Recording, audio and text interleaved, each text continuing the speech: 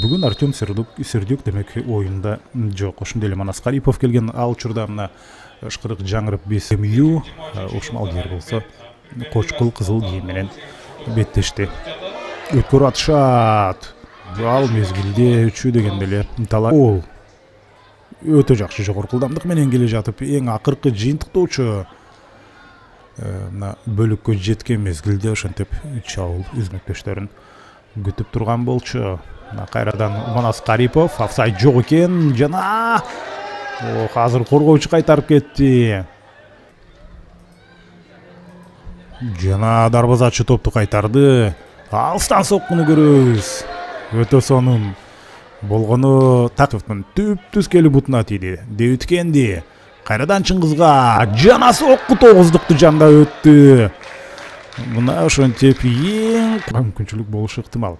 Азыр болсо ал эрежени бузуп алгандан кийин ошмал дер чабуулда экинчи кабаттан топко жетпеди эле, бирок дарбазага таамай сокку узатуу гана иш жүзүнө ашпай Мурас Юнайтедке өтүп кетиптир. Ал кадимкидей эмоцияга алдырып атат. Ал учурда Бекзат Айпановдун ичине кирип барды. Кандай сонун пас, бирок гол эмес. Кендинин жолун, ден соолугун тобокелге салды.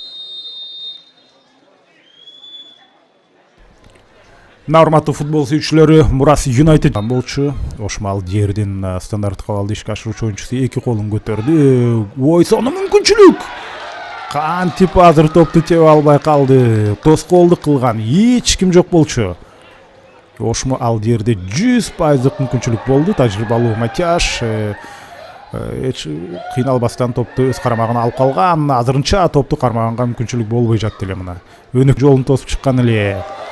Потенциалды өтө жакшы чабуул, жокко чыгып ошол замат каршы чабуулорун алып атат. Жана соккунун мизи кайтты дарбазачы тараптан. Ага мүмкүнчүлүк бербестен Мирланбек. Ой, азыр мына ушул жерде сонун пас. Баш менен жана сокку гол эмес. Павел Матяш азыр кантип өз дарбазасын кургак сактап калды. Ошмал дердин чабууланып атат. Пулатчан Шарифов Айпановдун ичине кирип барды, жер аркылуу жана гол. Мына ошентип гол жаратып кетти Ошмал дер. Бул эки команданын тарыхындагы алгачкы гол. Буга чейин эч ким, мына карасаңыздар, канчалык ишенимдүү кирип барды, тоскоолдук кылган эч ким жок болчу. Мына алыскы буруштан ошентип экинчи кабат Мурас Юнайтедке артыкчылык алып келиши ыктымал. Жана сейф жасап кетти дарбазачы Мустафа Юсупов сискөн эле. Шумейка ал борбордук чабуулчу эмес, борбордук чабуулчулар андай эпизодду өтө жакшы пайдаланышат. Жакынкы буручка колуна тийди окшойт ооба. Бул жерде Павел Анатолий Власичев кайрадан экинчи ирет алыскы буручка топту көтөрдү.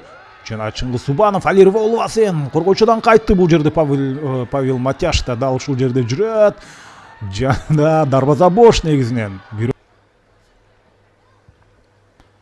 Стандарттык абал жакынкы бурчка.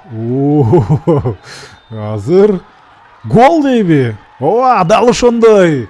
Ошмал дер ошентип гол жаратты. Нөлдүк бурчтан. Албетте бул линиянын ичинен чыккан сыяктуу мына. Өтө сонун чимирилип келе жатат. Ушул жерде топту кайтарган учурда мен оюмча ал жакта каптал. Финалдык ышкырык жаңырды. Урматтуу көрөрмандар, дагы бир бул турдун өзгөчө көрүнүшү.